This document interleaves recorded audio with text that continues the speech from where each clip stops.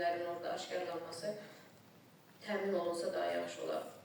Xəstələrimizin aşkarlanması nədir? Həqiqətən, bölgələrimizdə maarifləndirmə işləri aparılmaması, xəstələrə nəzarət edəcək mütəxəssis həkimlərin olmaması, kistoz fibrozlu xəstələr üçün xeyli çətinliklərlə üzləşirlər.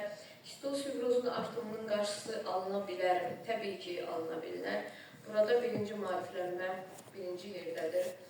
İxtisaslı mütəxəssislərin cəlb olunması çox vacibdir. Bölgələrdə biz ailələrimizdən də görürük, onlar həqiqətən müsahidə əziyyət çəkirlər. Çünki kistoz fibrozlu anidən vəziyyəti dəyişə bilir və onlar hər zaman Bakıya, mərkəz Bakıya gətirməyə əziyyət çəkirlər. Çətindir, çatdıra bilmirlər. Belə bir hadisə də oldu bu ilin əvvəlində. Bir uşağımızı Füzuli rayonunun Əhmədəlilər kəndindən sadəcə elektrolitlərin itkisindən biz o uşağı itirdik.